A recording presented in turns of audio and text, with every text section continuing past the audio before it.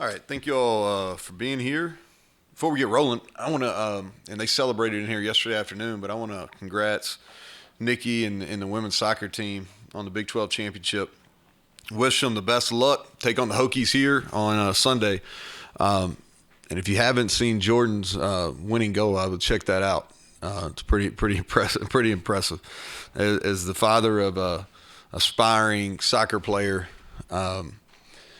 my daughter, she was pretty fired up, and she should have been. That was pretty incredible, really. Iowa State, losing stinks, and I hate it. I hate it for our staff, hate it for our players.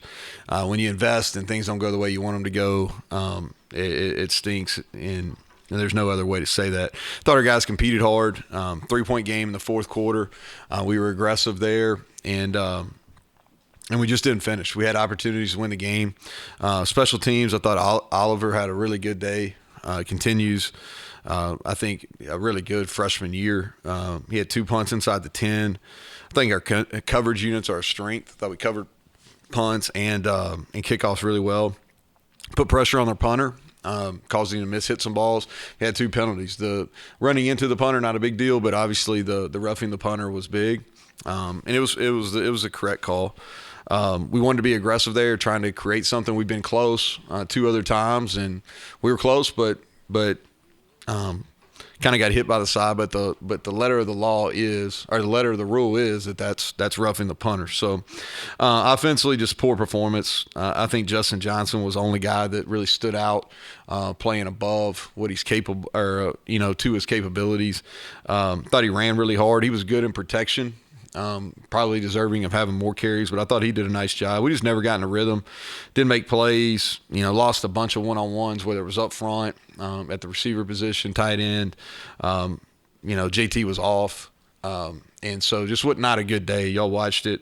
And I think we got to do a better job giving them a chance. They're good on defense. Like Iowa State's really good on defense. But just not a good performance. Defensively, I thought for 3 quarters played at a high level. I thought we carried over the energy that we had in the second half versus TCU for 3 quarters. I thought in the fourth quarter we kind of pressed. We played really good team defense. Not that we played perfect by any means, but we played good team defense for 3 quarters. Then the fourth, we tried to make some plays rather than doing our job, and that's where a couple of those runs squirted out. We're thin in the secondary, and they went after some of our new pieces and had some success there late. I thought we played better up front. Dante, Taj, Jordan Jefferson, Bartlett, they all played well.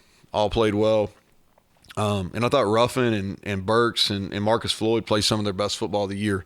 And we have to find ways to create takeaways.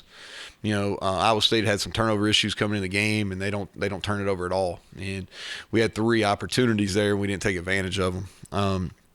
And so that's kind of the story of that one. Oklahoma, glad to be back home. We only got 2 home games left, and I was doing something on the another media deal the other day, and just talking about home football games in our state. We only have 6 of them. There's some other teams that have more home games. We only have 6 every year, and they're events in our state. And we haven't played as well as we want to, but our fans, I'd encourage them. All 4 of our home games have been entertaining. The Towson game was a blowout, but the other 3 games have come right down to the end. And we've played well, and they've been entertaining. They haven't always gone the way we want them to, but they've been entertaining. And I hope our people show up. Our guys are going to play hard, and it's going to be an entertaining game. Got a traditional power in Oklahoma coming in, and I think offensively you start with them. It's Dylan Gabriel. He's a dual threat guy. He can run. He's got a quick release, really strong arm. The running back Gray, who transferred a year ago from Tennessee, he's doing it in both the running and the passing game. They're running the ball well. They always Bill Bedenbaugh, who was here, some of you guys know him. I think he does a great job. and they're running the ball well. I think the tight end Willis is having an all-conference type of season, and then always talented wideout. And Mims is leading the charge, and they're going to play really fast. And so obviously we had struggles with that against Texas Tech, so we got to be better there. Defensively, they're multiple. They have the traits that you see in a Venables defense. They're going to be aggressive. They're going to be multiple. They're going to be new each week, and they've got a lot of team speed. They run really well at all three levels. They run in a bunch of defensive linemen. They're long. They have great length. And they're creating negative plays. That's probably the scariest piece about their defense is they're just creating a lot of negative plays, tackles for losses. And then special teams-wise, their punter and kicker are probably as good as anybody in our league, maybe the best, And they've got elite returners with Mims and those guys back there. Jaleel Farouk is doing a nice job with kickoff returns too. So huge challenge for us. Attitude of the team is positive. We went back, had practice on Sunday, and it's about, hey, we got 3 games left in the season. Really not looking for anything after that. We're just saying, hey, let's do the best we can this week. And we need to perform better on Saturday, and to do that, you got to practice and prepare. But the mentality of the team was good. They were good. Not pleased with the results, but had a good work day. Had a good lifting this morning, and we'll be back to work this afternoon. So, Greg, starts off there. Just to sort of follow up that, obviously everyone sort of assumes when things aren't going well, it's all gloom and doom. But the reality of between coaches and players, what is that? Yeah, so I think it's just how, this is – and I think I may even said this maybe on the radio show. I get, I'm sure it was to Caridi. I see him more than I need to probably. He probably sees me more than he wants to. But I can say that because he's back there behind me in the radio right now, so he can't have a remark. But I think the way I look at it is this. Football problems are, those are better than 99.9% of other people's problems. So I'm not going to get too hung up on them. I hate it because the investment level's high. I said that at the opening there. And when things don't go the way you want them to go, that's disappointing. But you always have next, And this week, the thing that's great and the reason why, I really believe our guys are excited is because Oklahoma, and you have an opportunity to do something that hasn't been done since we joined the Big 12.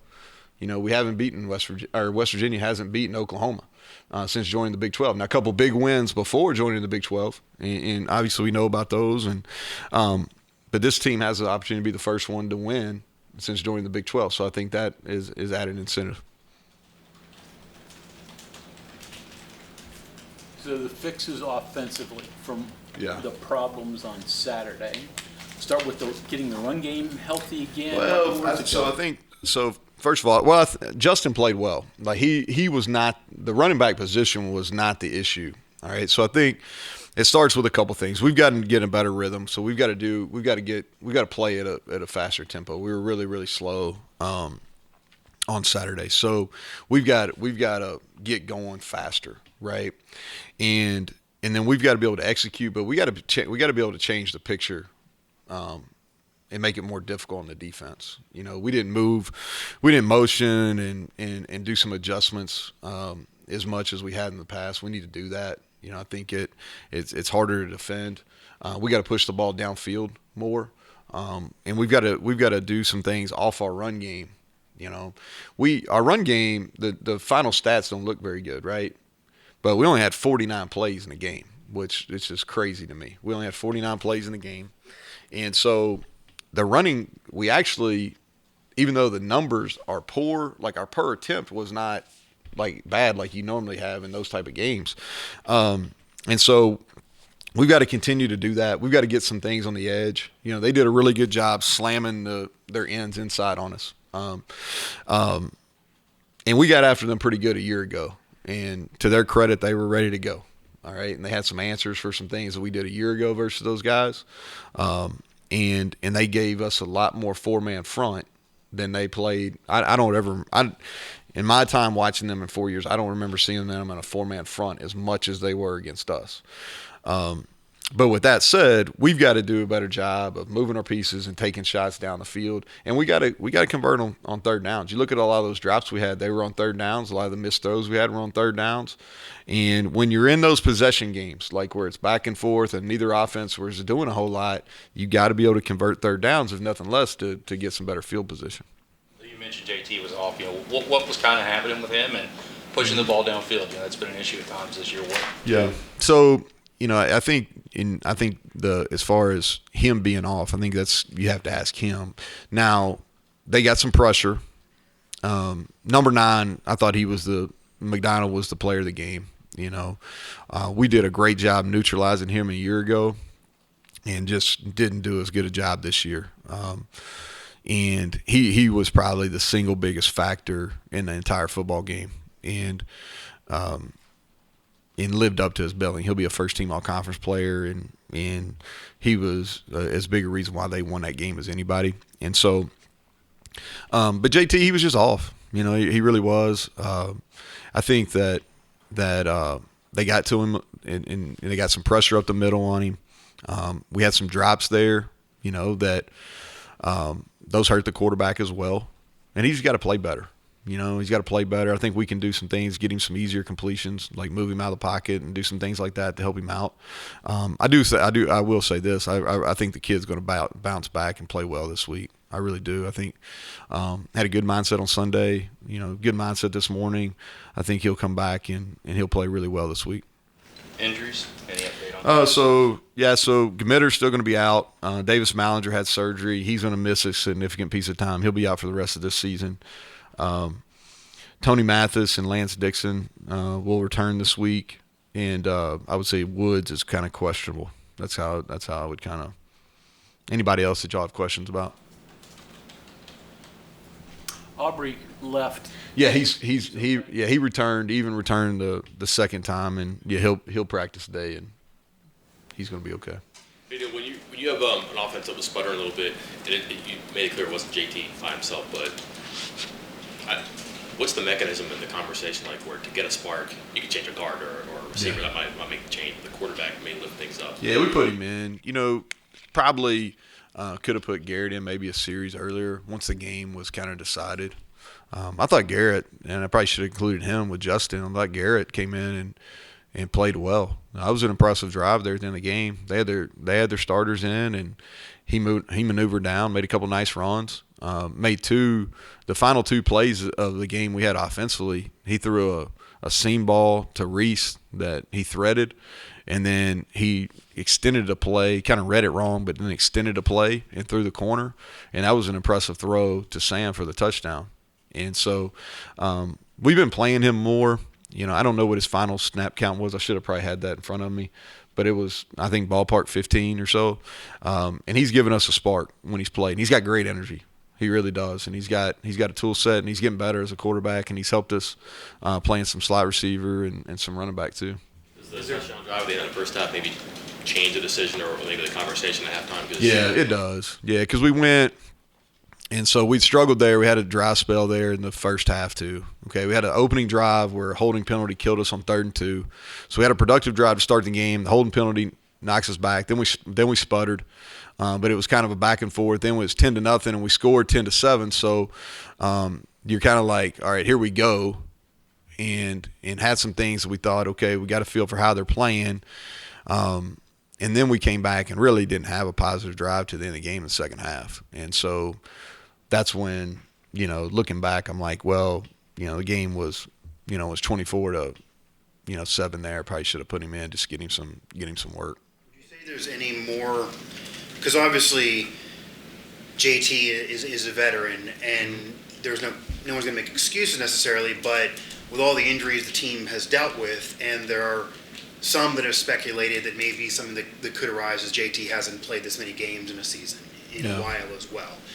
Just to clarify, is he banged up at all? No, I think he's healthy. No. Would you say it's more the culmination of all the injuries you're dealing with, guards, running backs, that certainly can play into struggling for an offense, or just what else is going on? Yeah, I don't think we played very well. And again, you'd have to ask him about injuries. I don't try to speak on, from a playing perspective, whether an injury is affecting him. I don't see that. I don't think he played his best. But I don't think it was due to an injury. But you'd have to ask him, Mike. I think ask him.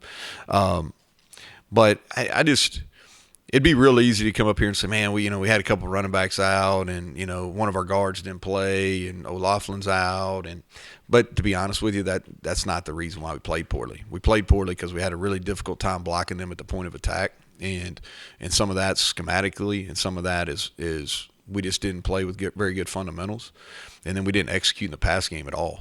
We didn't throw it well enough, we didn't catch it well enough, we didn't protect it well enough, and so I just, I refused to, because we had some guys out, and it's no different in the defensive secondary. Like, we've been a revolving door. We've had more injuries in our defensive secondary than I can ever remember as a coach. Like, even as assistant coach, I don't ever remember having this type of injuries. But here's the thing: like, they don't put asterisks by it. They don't say, oh, well, they give it 300 yards passing. They had 4 guys out. Well, I don't think any of y'all are writing that, I don't think anybody's giving us any credit for that, right? It's just kind of the way it is. And so the bottom line is, whoever the next guy is, they got to play, and they got to play, and we got to put them in a position to be successful. But our injuries are not the reason we struggled. Iowa State got after us, and we didn't play well enough in any level other than maybe Justin Johnson and Garrett Green. You mentioned the mentality of the team still being good, especially coming into this week. How about the coach? You've kind of been a lightning rod this week. I'm a lightning rod, Bob. I thought it was because election day, man. I thought it was election day. Now, is there? Here's the thing. Are you asking me like? Yeah. So you're asking me how I'm handling it. Here's what I'll tell you. Is same thing I told Greg earlier. I hate losing. Like, losing, it makes everything difficult to deal with. All right. And I hate it because the people in this building are investing a lot. I hate it because really haven't had to experience that very often. And so does now what people say, that doesn't necessarily affect me, but the losing like that's painful to go through. All right, in transparency, but I refuse to let it. I think there's a lot more things out there that people have to be down about. So when I come in this building, I refuse to be negative. I refuse to let anybody in here. We're not going to feel sorry for ourselves, as coaches or as players. And the bottom line is, we're going to go and do everything we can to prepare to win a game. All right, to win a game this week. It happens to be Oklahoma this week.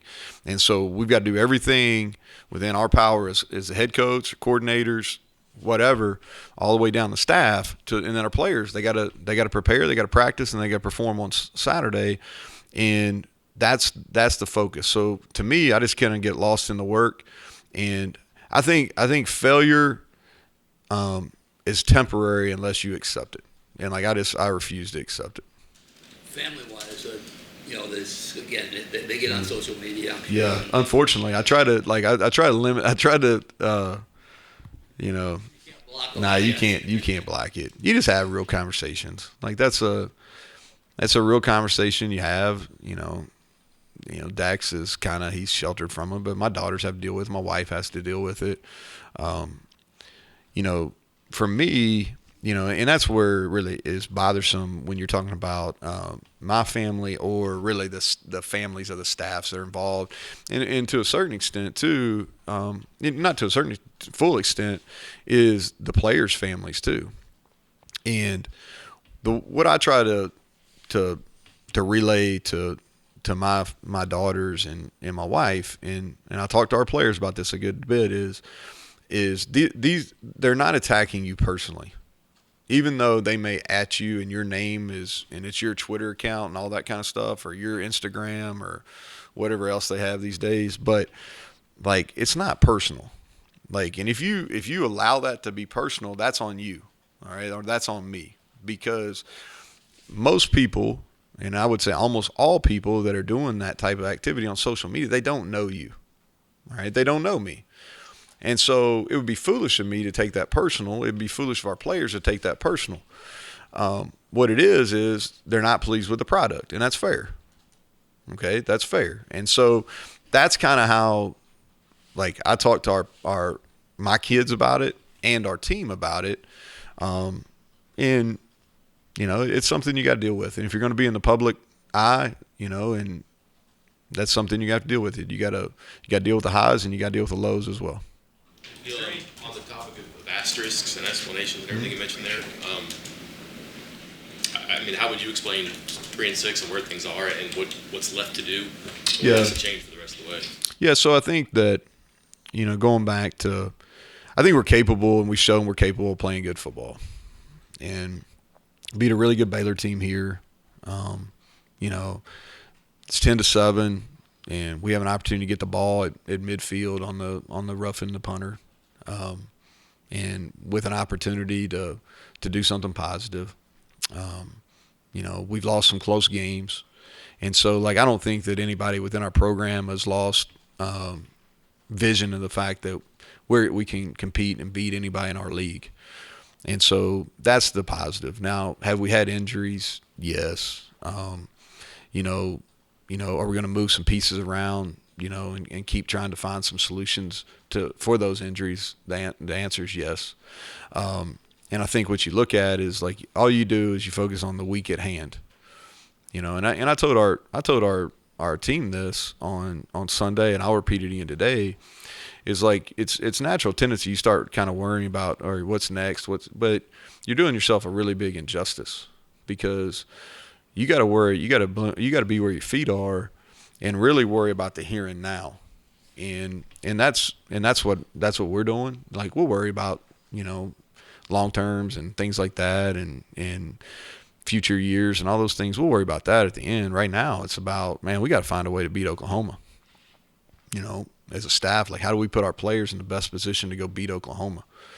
As a player, how do I get myself prepared to go beat Oklahoma and do my job? Neal, is there any consideration to put Garrett in at quarterback before a game is out of hand? You have those discussions, and I think that JT earned the starting quarterback position, and there's been some times where I think he's played that position as well as anybody in our league this year. It wasn't the case on Saturday, and I think Garrett is getting better and deserves probably the opportunity to play a little bit more. But JT's our starting quarterback, and he'll be on Saturday. That could potentially change as the season progresses. I know you're going week to week. We'll worry about it next week and the following week. Oklahoma, JT's gonna start, and I'll say this, and I said this, Keenan, earlier, is I really believe JT's gonna play well. I think he's gonna really play well. We're gonna put him in a position where, I think our receivers are gonna play well here. I know our O-line's gonna play better, and so. But I mean, there's really not a question within this building. He's gonna be the starter, and the thing is too is our players really believe in him, which I think is important. As a whole, has had a lot more success at home than on the road. Have you been able to pinpoint a reason for that? No, I don't know. Maybe because we practice in the stadium. I don't know. I think that a lot of teams play better at home. Why is that the case? I don't have a perfect answer for it, but we have played better. You're accurate in that. What were you gonna say, John? Because the Oklahoma is giving up 200 yards a game on the ground. Is that the first place you looked at and said, okay, why? Well, I think that the numbers are skewed a little bit in that 2-game stretch they had, versus Texas and TCU, and really they've changed quite a bit from the Kansas game on, and so that's kind of where we focused. I've watched the TCU and the Texas game, but really where kind of focused has been after that, because structurally they've kind of changed what they're doing and doing fewer things. Baylor ran the ball well, against them. And I think that's kind of what our strength is right now too, is running the football, even though our numbers weren't great on Saturday. But I think when we've played really good football offensively, it's been because we've established a run game. What does Tony's return mean to that running game? Well, it's going to help. The one thing that he does is he's a downhill runner. He's physical, really good in short yardage. The other thing too is, after JT, he probably is after JT and Zach, but and from a skill position standpoint, after JT, Tony's probably the leader among those guys. He's vocal. He's got a real positive energy about him. He's kind of been patient and put a bunch of work in, and he's a guy that works really hard. He's worked really hard in his rehab, and so just having him in the lineup brings up not only the running back position but also the tight ends and the receivers, and because they look at him as a guy that they believe in. Does the return of Tony, and I ask this because prior to last week there was a conversation a lot about the running back lack of depth, potentially opening up a door for Garrett to see time to try to help the running game. Does the return of Tony impact Garrett's usage in any way, or is that just how the game will unfold? No, Garrett we're going to still get him in the mix. It's the same thing we've been, I guess that's for about the last 4 weeks or so, just trying to get him some playing time. So we'll still use Garrett. Jalen Anderson came in and didn't get the ball a whole lot, but was really physical in the run game too. I was proud of in pass protection and a couple of key runs where Garrett had it. Jalen was really physical. What's it say about Tony, in this age of the portal, to stick here as a backup behind Letty for a couple of years and grow into that leader like you were talking about and a productive player? Yeah, well, I think he's patient, and I think he's about the right things. He's a guy that he works extremely hard, loves the weight room. He's really made himself a player, and he takes coaching. Chad's done a really good job with him. He takes coaching, and like I said, he's about the right things, man. He shows up and he works every single day, and he's a good one to have in a leadership position. Like, you know what I mean? Like, that's the kind of guy from a work ethic standpoint that you want other younger players looking at and going, oh, okay, that's how it's done. Coach, you've had multiple good examples of that with Letty previously. How much does Chad have to do with that guys have really stuck around and grown in the program? Well, I think that they obviously like him, and I think the thing that Chad does is he's really consistent on his approach with them and how he coaches those guys. And there's a level of feedback that's consistent. When they do well, man, he is really positive that they've done something well. And when they don't do it the way that he's coached them to do it, or the results aren't, then he's really transparent with them. And I think there's a respect there because they know that he's always going to be truthful. And when it's his fault, he takes ownership of it from a coaching perspective. And so he's done a really good job developing that room. The slow start last week, you said that there were some things as coaches y'all can do to get going again, and I understand it was derailed a little bit, but points seem important this week, I would guess. What does it look like when you try to engineer something? Is it formations? Is it tempo? Some of the things you talked about? Yeah, is I it think tempo's a piece of it, Mike. And last week, man, I really thought, we convert that third down, we get a holding call. And it was borderline. I could argue it was holding, or I could argue it wasn't holding. But they called it, so it was. But when our opening drive, I thought we were off to a good start. We had good plays, kept them off balance, and I felt good about our energy. I thought defensively we started pretty strong, and so some of the adjustments we had on the road, I thought paid off, even though we didn't necessarily score there. But I thought there were some positive signs, and then we've started pretty well at home, so we'll stay consistent with what we've done, but. The thing that I guess what you're asking probably, Mike, is, okay, when you struggle, what do you do to kind of get them going? Is that what you're saying? Like, yeah. And so I think there's a couple things. Is tempo's an answer. I thought our pace last week was just really, really slow. And sometimes you get lulled into that with Iowa State because they play at such a slow pace. But I just thought that our pace of play offensively was really, really slow. And I'm not saying that we're going to come out and play 100 miles per hour all the time, but we can't. We're running the play clock down, and that's not there. There was no need to do that in that game. So we've got to speed up our quarterback.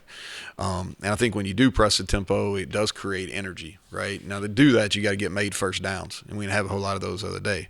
The other thing too is I think just we got to get some touches to our better players early. The guys that we want to feature, we got to get those guys involved early. Does that garner any increased sense of frustration at all? Just because I know you're tuning out the noise is what you have to do, and honestly, we all should probably do and get off social media more. But it being year 4, the season not going the way anybody would want it to go, and I know we talked a similar question to that last week about changing preparation for road games. How do you fix things in the middle of a game, and then for it to kind of happen again? Just any final message to any fans, just off of the frustration that you may have, or just kind of what's gone on since things haven't seemingly fixed themselves enough. Yeah, I think that when you look at it, the only game that I got a real issue with is that Texas Tech game. I thought the game on Saturday was winnable, and we didn't make the winning plays. But I can handle how our guys played, and I thought they were prepared. I didn't like how we played offensively, but I think that was more of an execution, and us as coaches, we can do a better job of putting them in position. But I don't think it was an effort standpoint. And so for me is we're going to play an entertaining brand of football on Saturday, and everybody in this building's working their ass off to put a win on. And we want to do something that hasn't been done since we joined the Big 12. And we've got a good energy about us. I think there's a strong belief, and we're not looking at it as 3 games. We're looking at it as 1. We're looking at it as 1 game, and how can we get better today so we can have a chance to be better on Wednesday, and then get to Saturday, and then we got to make the plays, and we're capable of doing it. We did it against Baylor. Baylor's a really good football team, and we just got to be able to put those together consistently in a game against a quality opponent like Oklahoma. So, all right, thanks, y'all.